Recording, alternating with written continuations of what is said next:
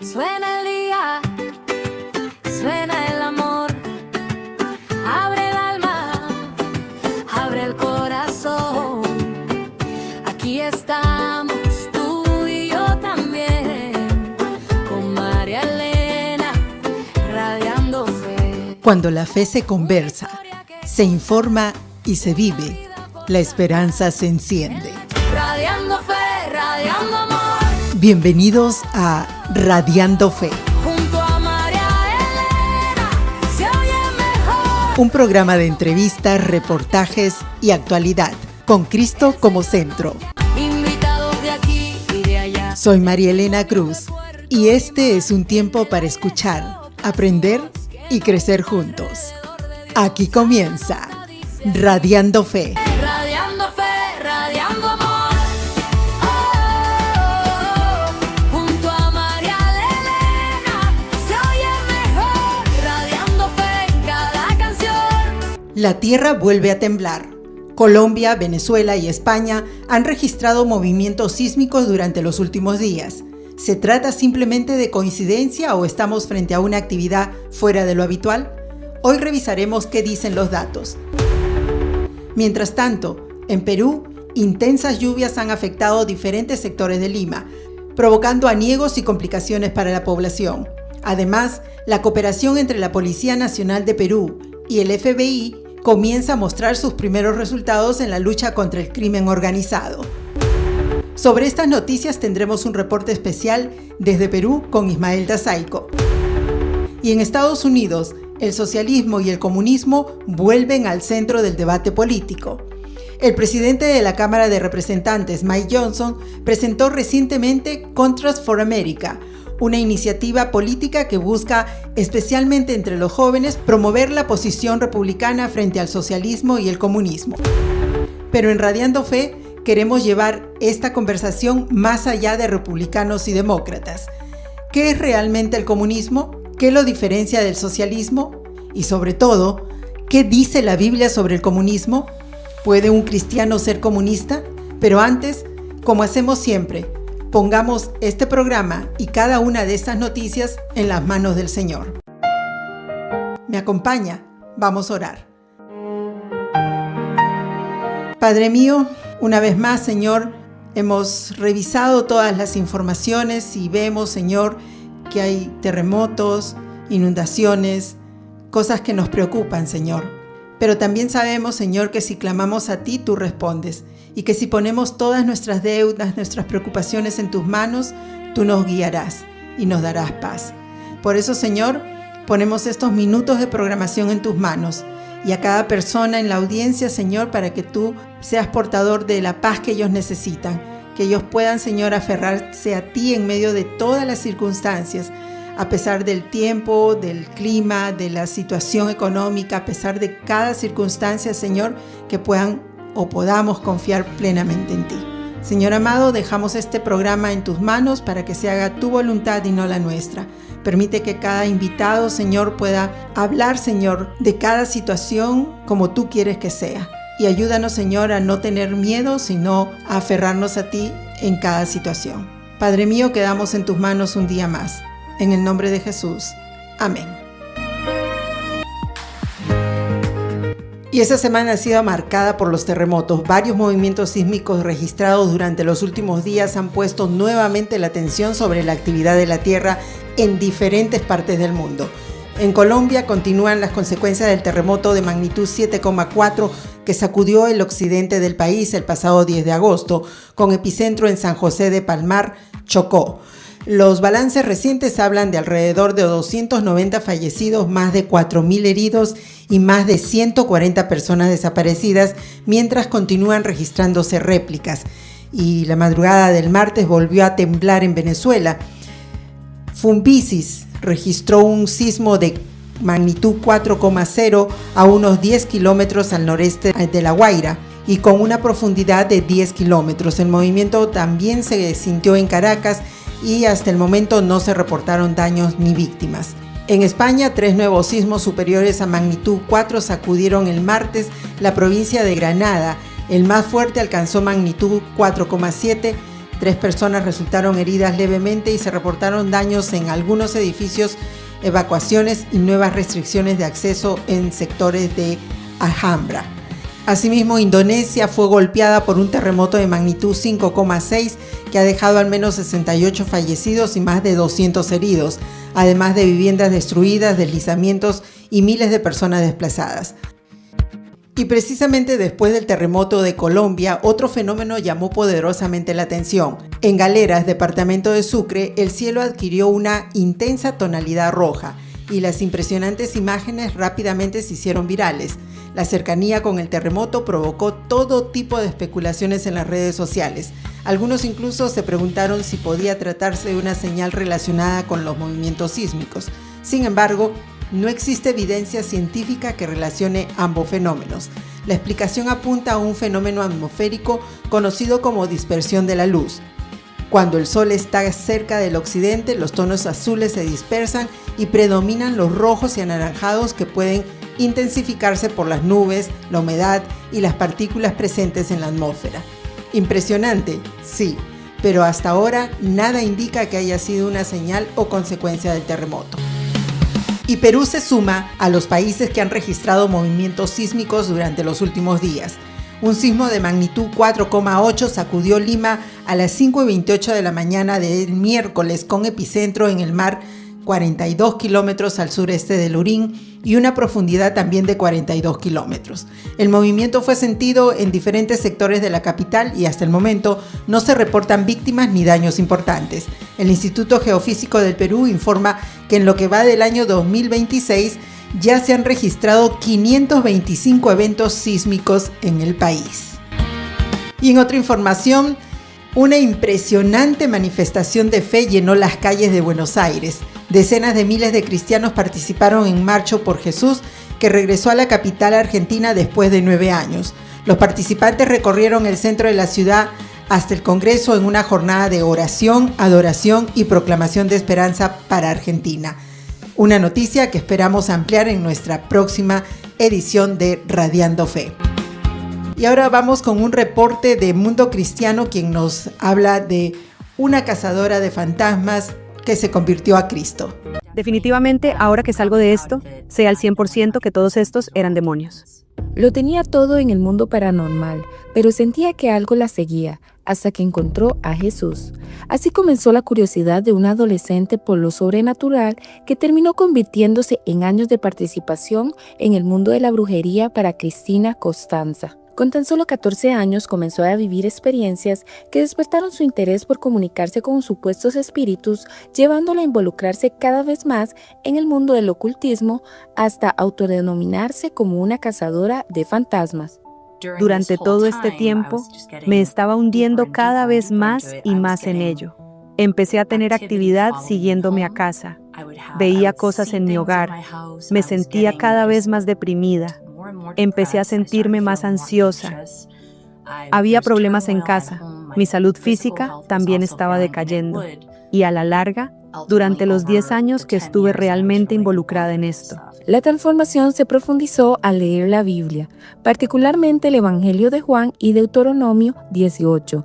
Costanza afirmó que experimentó la convicción del Espíritu Santo y decidió romper definitivamente con el ocultismo. Se deshizo de sus objetos de brujería y renunció a esas prácticas.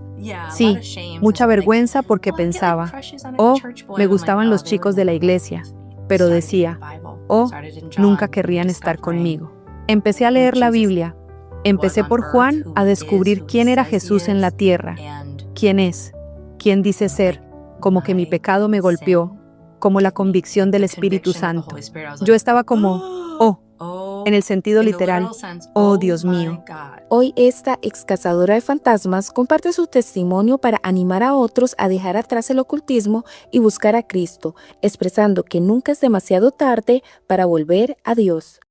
Florida quedaron definidos varios de los principales enfrentamientos para las elecciones de noviembre. Para la gobernación, el republicano Byron Donalds, respaldado por el presidente Donald Trump, ganó la nominación de su partido e enfrentará a la demócrata David Jolley, excongresista y anteriormente miembro del Partido Republicano. En el Senado, la republicana Ashley Moody ganó su primaria, mientras que la demócrata Angie Nixon dio la sorpresa al derrotar a Alexander Vindman. Nixon es miembro de Democratic Socialists of America, un dato al que volveremos más adelante en nuestro programa. Y en Miami, la congresista republicana María Elvira Salazar ganó ampliamente la primaria del Distrito 27 con más de 81% de los votos. En noviembre enfrentará al demócrata Helio Rodríguez, quien ganó la primaria de su partido. Bien, y ahora nos vamos hacia el Perú, donde se encuentra nuestro amigo y nuestro corresponsal Ismael Tazaico, con quien vamos a hablar acerca de la información que le dábamos al inicio sobre este importante convenio sobre la policía peruana y el FBI. Ismael, ¿cómo estás? Dios te bendiga. De igual manera, María Elena, un gusto saludarte. En efecto, empieza a rendir sus frutos esta alianza entre la policía peruana y el FBI. Y te cuento que es importantísimo, pues en pocos días un operativo de inteligencia permitió capturar en el distrito de La Molina, aquí en Lima, al venezolano Luis Johander Díaz Cerezo, alias El Chacal. ¿Quién es El Chacal? Un cabecilla de una estructura vinculada al Tren de Aragua. Esto no habría sido posible, María Elena, sin la información importantísima que llegó desde Nueva York. ¿Qué sucedió? En Nueva York el FBI incauta un celular, obtiene la información de ese celular y con eso se cruza información con la policía peruana que permite esta captura. ¿Quién era El Chacal, María Elena? Para que tengan una idea. Era un tipo que aquí en el Perú se movía con doble identidad. Ya había sido intervenido, sin embargo, al tener otra identidad, simplemente este sujeto podía seguir libre haciendo de sus fechorías. Se tiene información en este momento, gracias a la policía peruana y el FBI, que este alias Chacal es un decir claro, en el Perú, no solo en tráfico ilícito de drogas, sino también en la extorsión, la trata de personas y el sicariato en la zona norte de Lima, con la finalidad de obtener dinero ilícito y financiar algunos cabecillas que se encontraban allá en los Estados Unidos. ¿Qué ha sucedido ahora, María Elena? Claro, no solamente él, y para contarte un poco, él fue intervenido en lo que aquí en Perú se conocen como los privaditos. Ya estos delincuentes no acuden a fiestas sociales, no van a discotecas, sino más bien contratan una casa en las afueras de la ciudad y allí arman sus juergas interminables. Le cayó la policía peruana encontrando no solo dinero en efectivo, sino también una mini UCI, municiones, celulares y dinero en efectivo. Repito, importantísimo, y porque no hubiera sido posible esto sin el cruce de información con el FBI. Bien, y eso precisamente era de lo que nos llamaba la atención, que haya habido este cruce de información, porque tengo entendido que hasta hace poco recién se firmó un convenio, ¿verdad? Es correcto, hace solo 4 días se había firmado el convenio y tener este resultado es sumamente alentador. Y te lo digo por qué.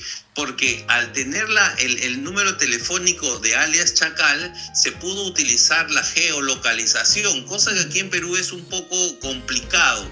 Entonces se supo el lugar exacto donde se encontraba este sujeto y que además María Elena permitió la captura de otras 25 personas de nacionalidad extranjera. Entonces, y que en este momento están siendo investigadas, pues todo indica que son sujetos de mal vivir dedicados a la delincuencia transnacional.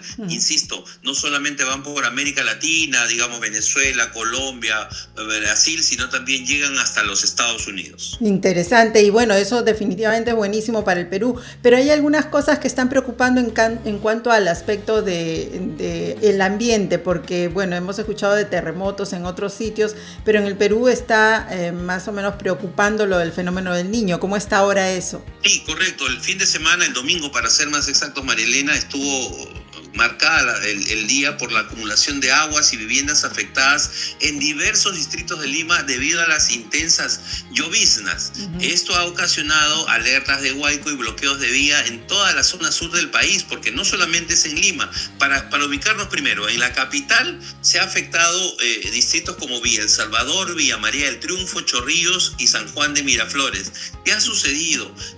Han colapsado los desagües y toda esa agua ha terminado por inundar inundar a las personas, hay damnificados, hay gente que quedó atrapada en sus vehículos en medio de estas inundaciones, Marielena, lo que hizo que la presidenta Fujimori se traslade rápidamente hacia el lugar. Pero no solamente en Lima, sino también en regiones como Arequipa, Moquegua y Tacna, se han reportado caídas de huaico producto de lluvias intensas que han afectado las vías de comunicación, dejando pues vehículos varados, ¿no? En este momento en que tú y yo conversamos, las autoridades se mantienen en alerta porque se prevé que todavía continúen estos fenómenos climáticos por al menos 24 horas más. Dios mío, de verdad, pues tenemos que mantenernos alertos y bueno, como cristianos mantenernos en oración para que las cosas pues no sigan empeorando. Tiembla por todos lados, lluvia por otros y bueno, solamente esto está en manos de Dios. Ismael, muchísimas gracias por darnos este reporte y pues seguimos en contacto contigo. Claro que sí, un abrazo a la distancia, hasta cada momento. Y volvamos ahora a un tema que mencionamos al hablar de las primarias en Florida. La victoria de candidatos vinculados al socialismo democrático forma parte de un fenómeno que está llamando cada vez más la atención en Estados Unidos, y los republicanos quieren convertirlo también en uno de los grandes temas de las elecciones de medio término. El presidente de la Cámara de Representantes, Mike Johnson, presentó una nueva iniciativa denominada Contrast for America, con el que busca especialmente entre los votantes jóvenes advertir sobre lo que considera el avance del socialismo y el comunismo en Estados Unidos. Johnson sostiene que muchos jóvenes no conocen suficientemente la historia de estas ideologías y ha llegado a definir el enfrentamiento político actual como una elección entre sentido común y comunismo. La página presenta una cronología de diferentes regímenes socialistas y comunistas y contrapone esas experiencias con las propuestas del Partido Republicano. Es importante señalar que Contrast for America es una iniciativa política republicana de campaña, por lo que representa la posición de Johnson y su partido sobre el tema. Pero antes de continuar, hay algo que debemos aclarar. ¿Socialismo y comunismo significan lo mismo? Y para definir esto vamos a escuchar a Natalia Pettinari, periodista argentina especializada en política internacional, que nos cuenta la historia del socialismo y el comunismo.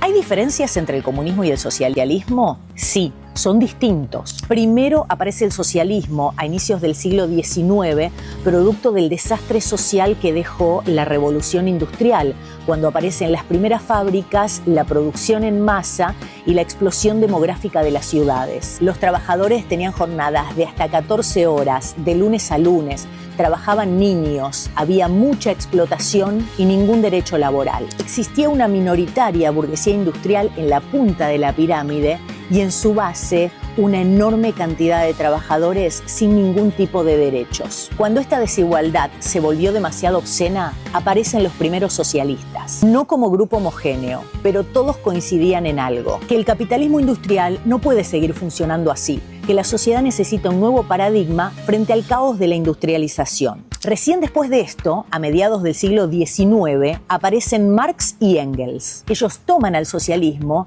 y le agregan teoría económica, análisis histórico y lucha de clases. Y lo convierten en un sistema radical donde consideran que el capitalismo en el mundo va a terminar cayendo por sus propias contradicciones internas. Luego, el proletariado, que para Marx es la clase trabajadora que no posee nada más que su fuerza de trabajo, se va a encargar de hacer la revolución y tomar el poder. Habrá un proceso de transición socialista hasta que la humanidad llegue al estadio final, que es el comunismo, una sociedad sin Estado y sin clases. Por eso no son lo mismo. Una cosa es una cosa y otra cosa es otra cosa. Bueno, en momentos en que el socialismo y el comunismo vuelve a ocupar espacios en el debate público de acá de Estados Unidos, pues siempre, como siempre, nosotros queremos llevar esa conversación más allá de la política y hacernos preguntas que quizás usted también se las hace. ¿Habla la Biblia del comunismo? ¿Son compatibles sus principios con la fe cristiana? ¿Podemos nosotros como cristianos ser comunistas? Y hay otra pregunta más, porque seguramente usted habrá escuchado una relación que hay con el libro de Hechos y el comunismo, y de eso pues de lo que vamos a hablar con el pastor Arlington Ariza, que ya nos acompaña y a quien le vamos a dar la bienvenida. Pastor, ¿cómo está? Dios me lo bendiga. Mari, bendiciones, un abrazo también para todos los amigos que nos escuchan. Qué bueno, ¿cómo estás? Pues bien, gracias a Dios, y aquí haciéndonos la pregunta para que tengamos bien claro de qué se trata cuando escuchamos hablar de lo que es comunismo, socialismo, y ya al inicio del programa hemos detallado de acuerdo a lo que dicen los historiadores sobre este tema, pero lo que siempre nos interesa a nosotros y es lo más importante es saber qué dice la palabra sobre esto. Así que, pastor, cuéntenos, coméntenos si es que podemos decir que la Biblia habla de comunismo. La Biblia no habla de comunismo, fíjate. Hay tres conceptos ideológicos en cuanto a la economía, que está el capitalismo, está el socialismo y está el comunismo. El comunismo como tal, básicamente es un gobierno central que controla prácticamente todas las áreas del país, incluyendo la economía, y tienden a ser bien autoritarios. Bueno, hay diferentes países donde hemos visto donde dictadores incluso meten a las personas a las cárceles, los privan de su libertad. Entonces eso es parte, digamos, de lo que significa ser comunistas. Ellos toman toda la propiedad privada y ellos deciden de acuerdo pues a lo que ellos consideran, que muchas veces lo que consideran realmente no es lo más ético en cuanto a economía. Pero la Biblia no habla en ningún momento de comunismo. El comunismo se da muchísimo tiempo después, o sea, totalmente. Y realmente el mismo texto que la gente usa en Hechos 2 contradice la misma opinión. Por ejemplo, dicen que los cristianos, la primera iglesia, tenían las cosas en común, queriendo decir que vendían sus propiedades y las daban al servicio de los demás para suplir las necesidades que había dentro de la comunidad cristiana. Si te das cuenta, vendían sus propiedades. Claro. Significa que tenían, era un sistema donde ellos tenían obviamente propiedad privada, ejercían un control sobre ella. Y vemos más adelante cuando hay una situación entre esta pareja de, si no me equivoco, Ananías y Zafiras con Pedro. Ellos vendieron su propiedad y cuando trajeron el dinero al apóstol Pedro, a los apóstoles, para que ellos los administraran, pues ellos mintieron. Pero el concepto aquí está claro de que sí había propiedad privada, y la propiedad privada no existe en el comunismo. El comunismo se da muchísimos años después, o sea que ahí mismo hay una contradicción en la interpretación que hace la gente del texto. Y esa parte es sumamente importante porque yo podría agregar algo más, pastor. Existe la propiedad privada y nadie los obliga a vender ni a repartir de forma pues equitativa, ¿verdad? Que aunque parezca bueno, no necesariamente lo es. Y como cristianos, ¿qué es lo que nos dice la Biblia que debemos de hacer? ¿Debemos estar inmersos en la política, chequear lo que hacen los políticos, seguirlos, o qué es lo que debemos de hacer como cristianos? Mari, nosotros tenemos una responsabilidad cívica muy importante de ejercerla, obviamente bajo los parámetros cristianos de la Biblia. La Biblia tiene que ser el filtro de todo lo que hacemos, ¿ok? Aún nosotros poder considerar posiciones, ideologías, tanto políticas como económicas en sí. ¿Qué dice la Biblia al respecto en cada una de ellas? Y no dejar que tal vez en el lugar que vivimos o tal vez por las noticias que consumimos, tomar simplemente posiciones a ciegas, sino el poder filtrar. ¿Qué dice tal persona? ¿Qué dice tal iniciativa económica? Y ver cómo eso reconcilia con la palabra. La palabra no habla de una ideología específica económica o política, pero deja claro, ¿me entiendes?, de que Dios no le gusta que se abuse de la persona al menor, que se abuse del pobre. Entonces, tienen que haber políticas, tienen que haber sistemas financieros que den la dignidad de la persona. Que, bueno, tristemente muchas veces estamos fuera de esa realidad, ¿cierto? De lo ideal que es. Pero si todos tomáramos esa posición de que vamos a usar nuestros medios, vamos a usar nuestra influencia, vamos a usar el poder económico que podamos tener para el beneficio de los demás, sin dejar de nosotros de producir, obviamente, pues ahí estaríamos hablando de una mejor sociedad. Pero desafortunadamente no es así.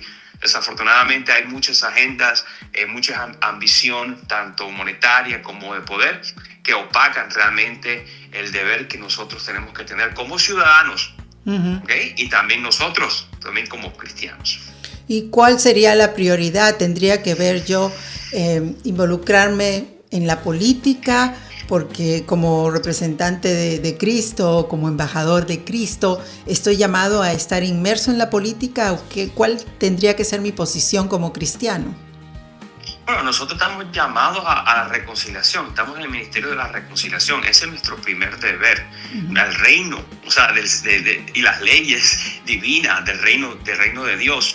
Nuevamente, desafortunadamente, la política se ha convertido básicamente en una pelea. Hay términos en inglés que la describen básicamente que el más fuerte es el que sobrevive, donde se forma una sociedad polarizada y muchas veces pensamos que estamos añadiendo a una conversación positiva y simplemente estamos siendo parte de la división. Entonces, mi posición como pastor, creo que una vez lo mencioné, es buscar esa reconciliación y ver qué posición política se acerca más o qué iniciativas se acercan más a la agenda del Señor, y dependiendo de eso, pues yo entonces puedo ejercer mi voto. Puede ser, y esto puede estar totalmente incorrecto, así que le pido a mis amigos que por favor, que me escuchan, que me perdonen, pero yo cuando miro una agenda, yo no estoy mirando solamente a la persona, estoy mirando cómo esto adelanta el reino de Dios. Yo no puedo apoyar agendas que vayan en contra de la palabra, es una contradicción completa. Pero esto obviamente abre a opiniones, porque lo que un cristiano piensa que es correcto, el otro cristiano no lo piensa. Entonces hay que tener mucho cuidado. Yo como pastor tengo mis pensamientos, tengo mis ideas, mis preferencias, digamos, políticas, pero como mi deber es, número 1, ser cristiano, y 2, liderar una iglesia, muchas veces me reservo esas opiniones y busco la reconciliación tanto en la iglesia como tanto en la comunidad. Amén. Estamos llamados a traer unidad, no discordia. Por lo tanto, pues es importantísimo que estemos informados, de eso se trata, ¿verdad? Que nos informemos, claro, que busquemos información respecto a las personas con quien nosotros de repente queremos apoyar con un voto o algo así, y entender si es realmente lo que están ellos promoviendo parte de la agenda de Dios, que es lo que Dios quiere que se haga o no. Y de eso creo que nos ayudaría muchísimo. Pastor, claro que sí. ¿Hay algún texto bíblico que en estos momentos podamos aplicar a esta situación donde se está hablando aquí en los Estados Unidos de socialismo, comunismo, que nos ayude a poder centrarnos en Dios y no en lo que nos dice el mundo? Bueno, hay muchos textos, o sea, que podemos usar. Por ejemplo, Romanos 13, uno de los versículos dice que tenemos una responsabilidad ante las autoridades, obviamente, y las autoridades también tienen una responsabilidad. Nosotros tenemos que orar por nuestro país, por nuestros líderes, por nuestras naciones. Es muy importante que hagamos eso, pero creo que el texto, uno de los textos bíblicos que a mí me llega mucho es que donde está tu tesoro, ahí está tu corazón. Y yo sé que eso Dios, pues, obviamente Jesús está hablando de una manera también metafórica, pero es muy importante que sepamos de que nosotros no podemos realmente permitir que los gobiernos dicten en nuestras vidas realmente lo que el Señor quiere que nosotros adelantemos. Hechos 5:29 dice de que es necesario obedecer a Dios antes que los hombres. Amén. O sea, que cualquier régimen, cualquier economía, cualquier ideología política que vaya en contra de eso, automáticamente nosotros no podemos apoyarla, porque nosotros también tenemos que velar por la dignidad humana. Todo ser humano fue creado a imagen de Dios. Por lo tanto, o sea, siempre tenemos que ir a hacer la justicia, misericordia. Y Miqueas habla sobre eso. Miqueas, creo que capítulo 6, de que tenemos que hacer justicia, amar la misericordia y caminar humildemente con Dios. Pero desafortunadamente ninguna nación en este mundo, porque vivimos en un mundo caído, realmente vive ese texto 100%. Pero eso tiene que ser nuestra meta. Amén. Bueno, pastor, muchísimas gracias nuevamente por haber estado con nosotros y aclararnos un poco más el panorama para saber qué es lo que dice Dios en su palabra. Muchas gracias. Bendiciones, un saludo para todos. Radiando fe, radiando amor, Gracias por acompañarnos en una nueva edición de Radiando Fe. Esperamos que este programa haya fortalecido su fe y le haya animado a mirar la actualidad a la luz de la palabra de Dios. el Señor. Síganos a través de Radio Cántico Nuevo y si desea volver a escuchar este y otros episodios, suscríbase a nuestro canal en YouTube. También nos encuentra en Spotify, Apple Podcast y Amazon Music. Si deseas comunicarte con nosotros, escríbenos a radiandofe@gmail.com. Soy María Elena Cruz. Hasta un próximo encuentro y que Dios les bendiga.